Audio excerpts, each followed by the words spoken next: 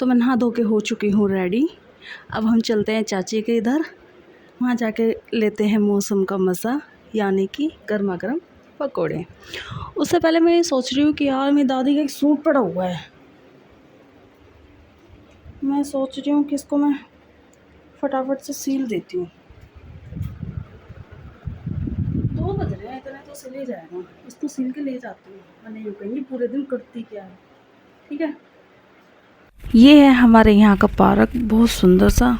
भाई गर्मियों में पेड़ इतने अच्छे लगते हैं देखने में, ऐसा लगता है इनके बगैर कुछ भी नहीं है। उसके बाद पहुँच जाती हूँ मैं दादी के यहाँ। ये गला मैंने कर लिया कंप्लीट। ये चाचा मम्मी मौसी अपना कर रहे थे अपनी बातें, सिलाई विलाई की, रील वगैरह की, यहाँ पे सही है यहाँ पे नहीं। तो मैं लग गई अपना ये सूट का गला बनाने के लिए। कहती तू कर क्या रही थी, मैंने कि मैं इसीलिए यहाँ पे ले आई। उसके बाद फिर हमारी आती है चाय। हमारी भाभी ने बनाए थे पकौड़े, कसम से मज़ेदार, कुरकुरे एंड मस्त थे।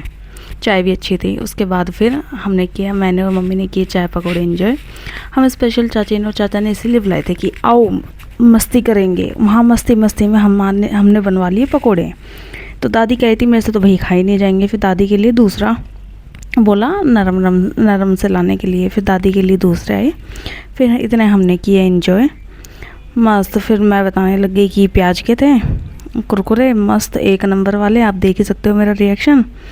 और फिर उसके बाद हमने देखी भाई की शादी की एल्बम, ये थी उसकी फ़ोटो भी मस्त आए हुए थे एल्बम के। फिर उसके बाद हमने किया लूडो स्टार्ट, मैं चाची मम्मी और मेरी चाची की लड़की। फिर वही मेरी एक ही गोटी रह गई थी, सारे के सारे मेरी गोटी के पीछे पड़ गए। फाइनली लास्ट में जाके जीता कौन, मैं। Okay bye.